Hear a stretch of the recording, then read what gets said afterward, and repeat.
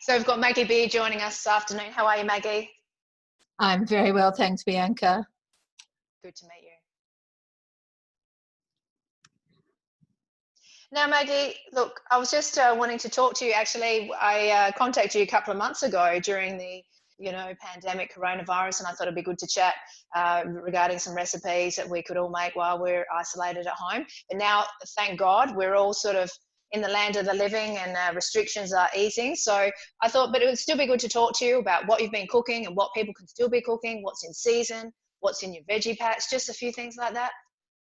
Sure. Well, that's pretty easy in terms of this early winter. All the winter greens are up and going. Like in my garden, I've got spinach and kale and curly kale and chard and garlic and onions and carrots and oops, sorry. My granddaughter ringing about dinner tonight. You're cooking? Oh, yes. Oh, no, in fact, tonight Colin is cooking, which is very unusual, to say the least. He's, yes, very unusual. But what else have I got in my garden? I've just taken out the last of my eggplants, but I have a lot of chicory because I love bitter greens. Yes. So the garden is so green and lush and beautiful. Borlotti beans are in. Yes, it's a perfect time. Well, they say that the bitter the better, don't they? When you mention, bitter. Yes, yes, right. the bitter the better. Thank you. So the bitter the better. And but as far as cooking, I mean, this is the time to do soups, particularly. Make beautiful soups with barley or dried beans, and with lots of vegetables. For me, I use chicken stock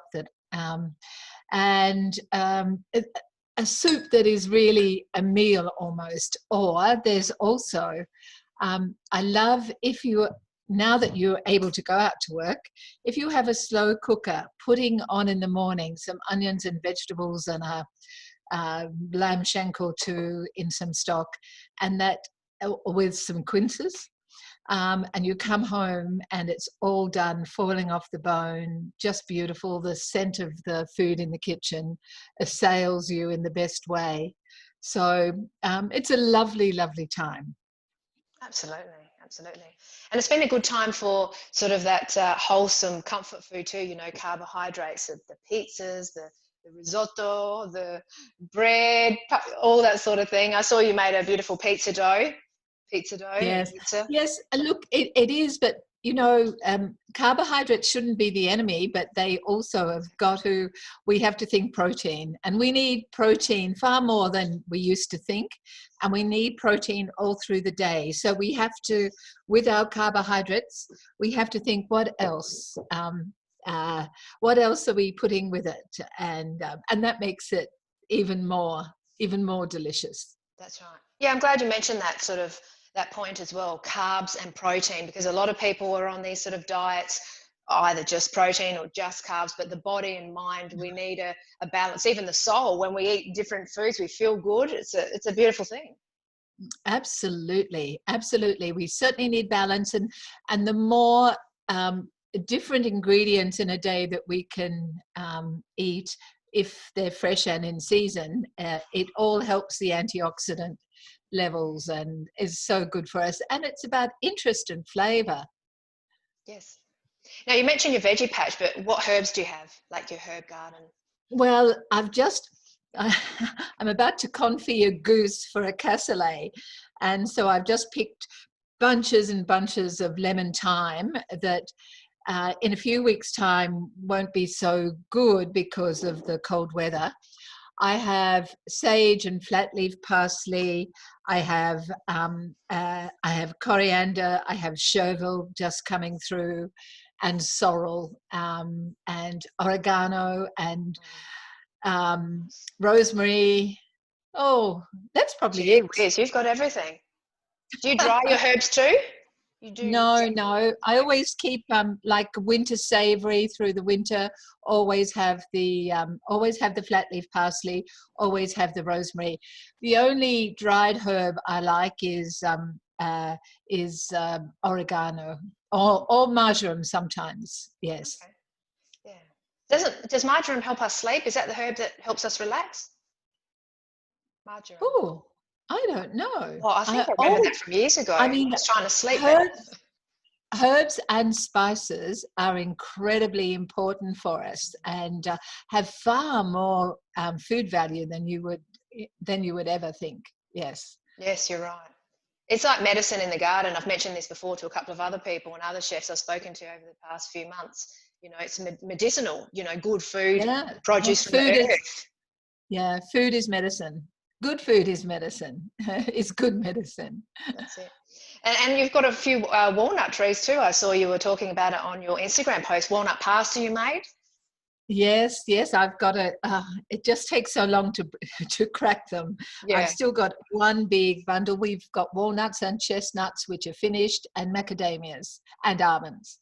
You've got all that at your house? Yes. Yeah, well, we're on 20 acres. It's a cottage on 20 acres. And so we have olives, quinces, and Meyer lemons, and a small orchard of apples and pears and apricots and peaches and nectarines. Oh, you, how blessed are you? Yeah. 20 it's the acres. life we live. Yeah. Have you always But lived on a most big of it property? is farming. Yes. Sorry? You've always lived on a big property? Sorry about that. I'll just say it again. Have you always lived on a large property? Oh no, I was a Sydney girl from the western suburbs of Sydney, and then we came to the Barossa Valley in 1973, and then we lived at the pheasant farm for the first 10 years, and then we bought this cottage on 20 acres. But we're growers, you know, we're vignerons, we're olive growers, quince growers, orchard growers. Yeah. Beautiful. Oh, fig trees too, of course. What else have you got? I don't know, cattle. Pomegranates, persimmons, fig trees. That's probably about it. Okay. So you don't sort of have your own chooks or anything like that? Oh yes. We have chooks. Couldn't do without chooks. Let's go through all the animals you've got. Oh, we've got sheep. We've got we've got Dorper sheep. That's right. Nice. So they're the animals. Gee, you're busy. Have you got help there? I have someone who comes in half a day a week in the garden because I've got a big garden, and does more of the heavy work. But the farming is done by, Colin, well, I'm 75, he's 74, so we're not out there digging the ground over, but we're planting, and it's just part of our life. Yeah. Now, did you start cooking when you were how old? Well, commercially, I started when I was 34, and I was never trained. I just fell into it because we were farming and no one knew how to cook our produce. But from a child, I was cooking at, certainly 7, but probably a little bit before that. Yeah. So your mother was always baking, cooking? No, not a lot of baking, but of course cooking everything from scratch. And in our household, food was so important. So I learned at a very early age a whole things about, how to choose something that was ripe and fresh. But we ate every bit of a plant or animal. So offal was the big prize of the family, and it's one of the things I love most of all. Offal and vegetables. So do you get questions on your social media, like Instagram? Is that where you're most active, Instagram? I don't know. I only heard today the videos that I've been doing for the last 9 weeks, the lockdown. 4.1 million have viewed them. So Gee, yes, yeah, I awesome. was astounded. And so it's been Instagram, Facebook, and YouTube. Oh, okay. They've got, yes. So Excellent. I thought, oh my goodness. Were you, were you sort of doing all that before the lockdown as well? Was it No, no, you were no. very active? No, I just did it for the lockdown with people at Really? home because I wanted to share with people what they could do, just taking the ingredients from their pantries or fridges, or and being aware of what wasn't on supermarket shelves and using the garden. So really simple things to just share the absolute joy of cooking everything from scratch and giving people every tip I could think of as I went. But it's been exhausting because the first 4 weeks I did it 7 days a week, and then for 5 weeks I did it 5 days, and pretty Wow. exhausting. And That's I why finished. I couldn't get you on earlier. That's right. Right. Well, thank you anyway for joining. Very nice. But are you addicted then to social media yet? To Instagram? Oh You're going no, to I keep it up? know. No, I'm going to do one a week from the farm. This I did in my home kitchen because we were locked down, and Chris just using my iPhone videoed them. There was nothing, just the two of us, no, because of social distancing. She was on the other side of the room. And so between us, I did the prep and she did most of the cleaning up as we went. So they were, but now as of this next week, I'm doing just one a week, but from the farm, because we opened the farm on Friday again after, 10 weeks? Yes. Okay. But the videos are very clear. It was fantastic. Yeah, just on the phone. It's incredible. That's what they say these days. We don't need any high-tech equipment and cameras. No, We can do everything from our phone. it was truly amazing, and I'm so glad I did it because the comments, the questions, it hit a nerve, and so and I love to cook and I love to show that. Yeah. And just before we finish off, a couple more things. That's why I asked you about Instagram, because I was curious if people were messaging you and asking for recipes, or perhaps vegans that wanted sort of a special bean soup or beans, or getting our protein in every day. Were No, there any people asking you? interestingly, I got a lot of questions, and of people who wanted various things, and I tried to, if just one person asked, I couldn't fit it into the repertoire. Yeah. But if 20 people asked, I made it happen, like making barley dishes because of the farmers, or making sour cream pastry, or making an omelette, a frittata, really quite simple things. And because everything I did was really simple, because I wanted people to have the confidence to do it themselves. And so I tried as many as I could to fit in ones that were being asked for, but I couldn't do them all. Of course, of course. And bread, that's been one thing that people have perfected, bread. So have you got a quick and easy bread recipe you'd like to share before we say goodbye? Well, I actually made a beautiful bread dough, a flat bread dough on Saturday, where I used 250 grams of spelt flour, 250 of plain flour, and I added a couple of tablespoons of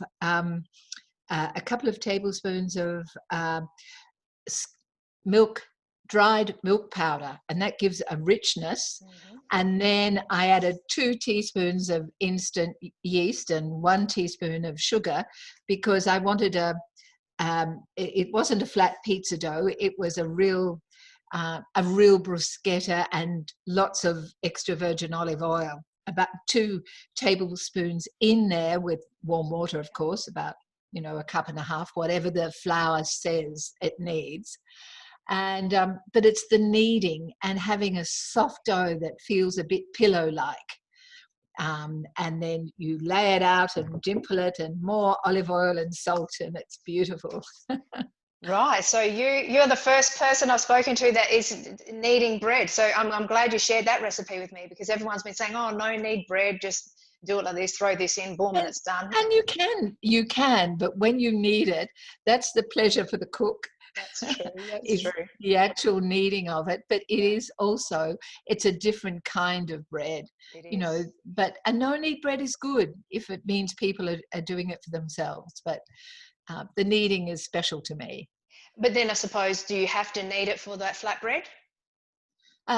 You could do it without, Would yes, you? but it will just be a different texture.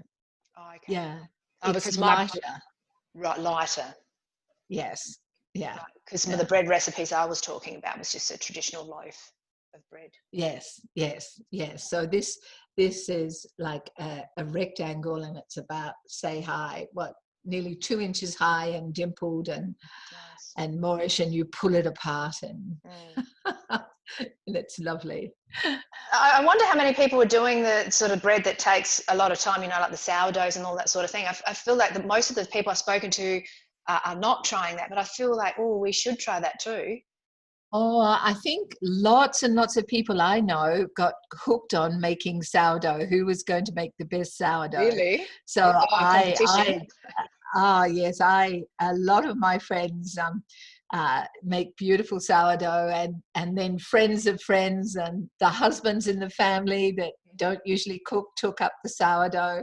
So yeah, there's been, and I guess that's what COVID did for us, having families being able to cook together, which is the opportunity I had wanted to take. Exactly right. Exactly right. We've all increased our cooking skills, our culinary skills. It's been wonderful in that sense, you know, staying Yes, home and yes, cooking, baking. Even my husband and I, like, we've been sort of like doing that teamwork together. We never used to do it that much. I mean, we'd help each yeah, other here and there, but it was either one or the other doing what they were doing. But being together, cooking, and it was getting yeah, cold too. So the lockdown was, you know, in that time it was getting cold. So like you said earlier, the hot soups and the comfort yes. food. Comfort food. Yeah, Comfort food that is so good for you but has so much flavor. Yeah. yeah, yeah. And one last thing, I did see apple crumble. Amazing. I'm going to be making that one. But I forgot to put the nutmeg in it. Oh, that, And I guess one of the things I did with those videos was, okay, so I forget to put the nutmeg in it. So next time, um, uh, don't be afraid of mussing things up, exactly. because you'll just have another go. And Yeah, don't use a recipe as a roadmap, not a strict exactly. guideline for Exactly. most things. For most things, That's yeah. true. Like I remember my aunties and, you know, grandmothers and even my mother saying they didn't want to stick to an exact recipe all the time. They would divert, they'd sort of add a bit of this, and sometimes if you'd ask them what the recipe was, they'd be Absolutely. like, "Oh, well, I don't know exactly." But that's what comes of confidence. And if there's one thing that I felt, I've always felt I can do, is give people confidence to have a go and see that it's fun and not a chore, but even more so when it's shared. That's right. It is about confidence, isn't it, and mindset. I think some people Yes. think baking is hard and, you know, doing Yeah. bread and cakes and certain dishes are hard, but it's not. It's a mindset, and then No, it's patience, setting yourself up in your cozy kitchen. absolutely. Yeah. Yeah, Without a doubt. good for Yeah. you. Well, any last words to our listener? Oh, I just hope that they take the good things out of the COVID, and and hope that all the bad things can be seen through, and economically, and the thing that I've found is um, acts of kindness that have been happening. Let them continue on. Knowing your neighbours, doing more for your neighbours than you used to do before. They're the things that I'd love to see. Beautiful. I think it will. stay around that energy. I think it's changed us for the better. Yeah. Yes, I think so too. Thank you very much, Maggie, for joining us. It's a pleasure. Thank you. Enjoy the rest of your day. Bye now. Bye. Bye.